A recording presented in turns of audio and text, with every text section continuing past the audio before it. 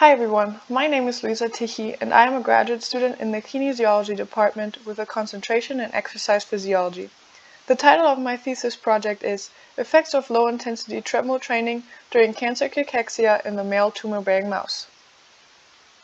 Up to 80% of cancer patients suffer from severe muscle loss and cardiac dysfunction as symptoms of a metabolic wasting syndrome known as cancer cachexia. While research is growing in the field, there are no clear diagnostic criteria or effective treatments, and prognosis of survival is poor.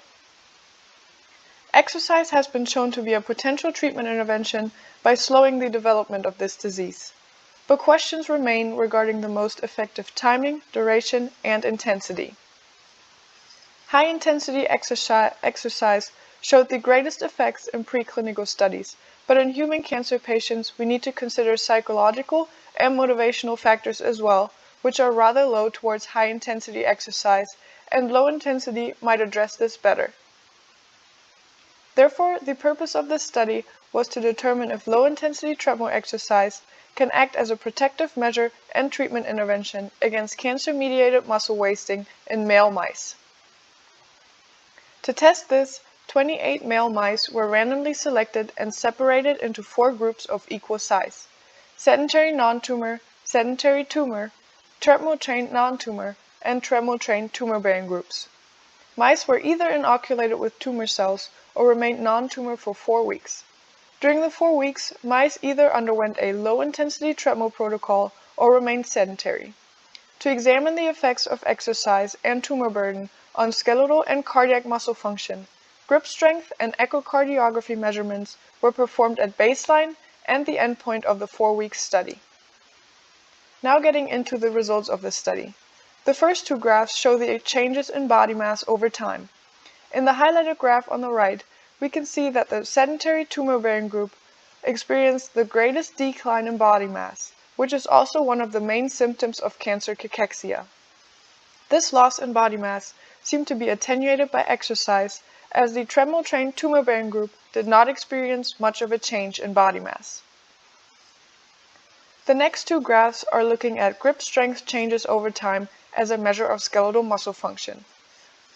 We can see that the treadmill-trained non-tumor-bearing group was the only group with an increase in grip strength over time, which could indicate that the low-intensity exercise program did initiate some exercise effects.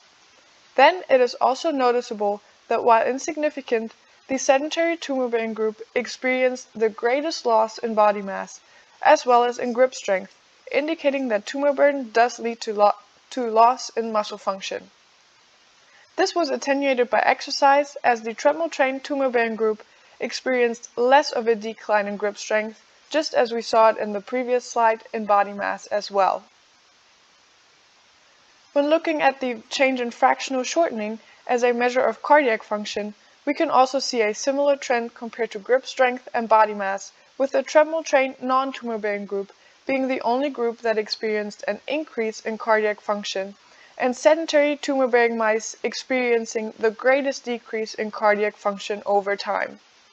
This again seemed to be attenuated by exercise, as the treadmill-trained tumor-bearing group experienced less of a decrease in fractional shortening and had even less of a percent change when compared to the sedentary non-tumor-bearing group. Next, the most interesting findings to me are the differences in tumor characteristics between the 2 tumor-bearing groups.